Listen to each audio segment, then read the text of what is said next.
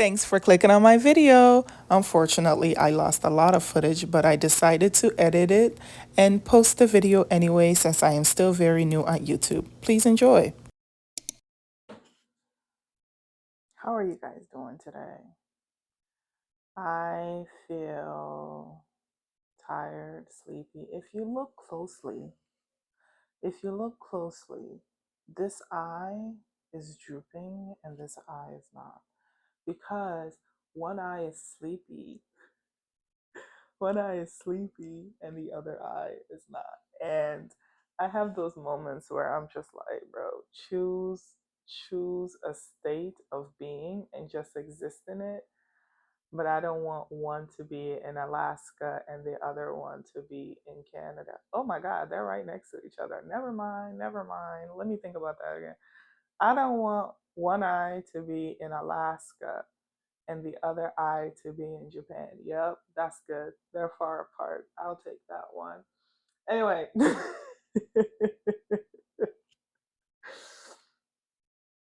today I'm tired.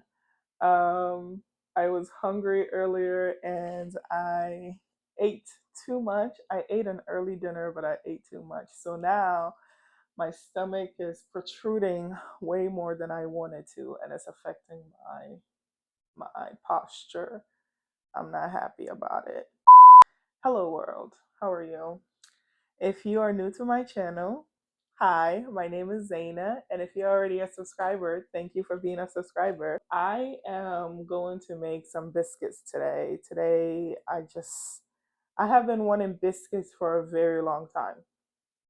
But I don't want to go to the store and buy frozen biscuits, nor do I want to go to a chain restaurant and buy some of their biscuits. Though their biscuits are good, I wanted to make some of my own. And fun fact, when I first came to the US, I could not eat any of the food from the fast food restaurants. The only thing that I could eat were the biscuits. So I think because of that experience, biscuits have always been a thing that I enjoy. Anyway, so I'm going to make some biscuits, and I saw a lot of different recipes. When was the world going to tell me how fast and easy it was to make biscuits? Y'all, stop playing with me. I had no idea that biscuits were so easy to make. And I'm turning on my oven at 400 to let it preheat because I finish, by the time I finish kneading this, it's going to basically be ready. And if it's ready before I finish kneading it, that's okay. It'll just continue to warm up the oven while I get ready. Anyway, so I went ahead and pre-measured the baking soda. Oh, no, no, no. This is the baking powder. I should have labeled it. The baking powder, baking soda. I thought it was going to be similar to bread. I thought I was going to need yeast, eggs. I mean, milk. They have milk, but oftentimes they use buttermilk. And I was like, I don't have buttermilk, so I'm going to use milk. And I also don't have regular milk that you just pour. I have powdered milk. So so I went and used the scoops and measured out the powder and added the water. And it's been sitting in the fridge for a few hours now so that it can it can get chilled. But I was talking to a friend earlier. I was talking to your mama earlier, and she told me that it's easy to make. Just go online, and I went online. It's basically like you can add lemon juice or vinegar to your milk and let it curdle, and you'll have your buttermilk. I was like, wow, that's so easy. Who knew? Well, the world knew. I just didn't know. Anyway, so I was saying I put the milk in the refrigerator, right? And I ended up putting the butter in the freezer. So what I'm going to do is take the butter out. I also wrote down a recipe here so that I can follow because I'm using my phone to film.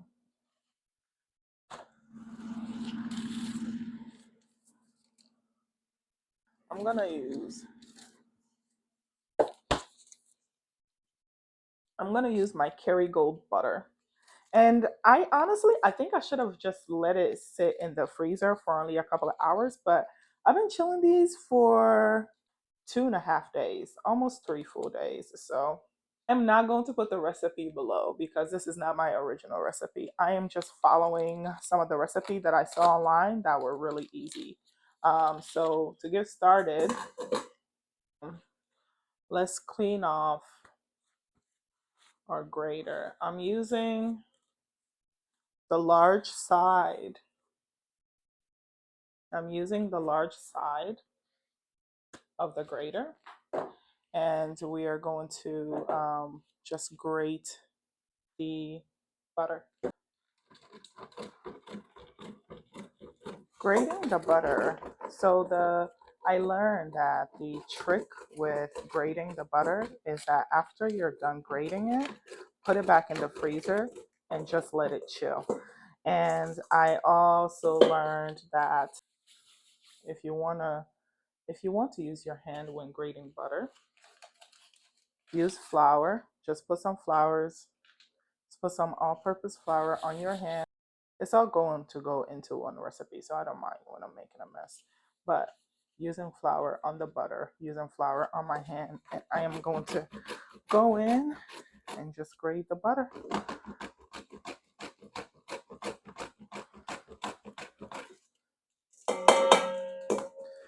I'm using 1 stick of butter. All right, just use more flour on the butter. And let's continue going.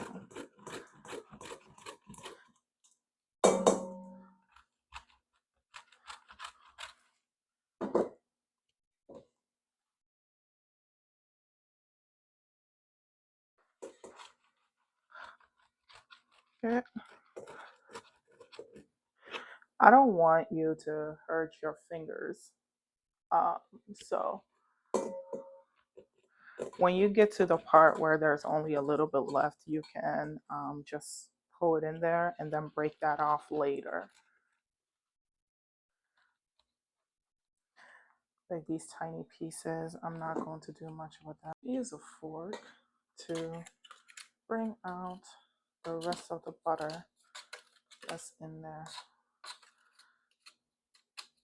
I think the only thing that some people may find a little annoying when grating the butter is cleaning the grater after, because the butter is going to get everywhere, But I don't really have a problem with that. I'll spray it down and put it in the dishwasher. I lost footage of me making my flour mixture. So I went ahead and did 2 cups. I went ahead and did 2 cups of flour, 1 tablespoon of baking powder, and a quarter teaspoon of baking soda. I went ahead and already made my mixture here. So what we're going to do now is fold the butter in. You guys, I understand now why influencers and content creators or video makers, videographers or anybody, I understand why they have multiple cameras. Because angles, my God. So I'm folding it in. I'm trying to fold it in lightly. Again, the butter is starting to melt a little bit, but as you can see, there are clumps of butter. And that is the end of the video. Thank you so much for watching. Please like, comment, share, and subscribe. See you next time. Bye.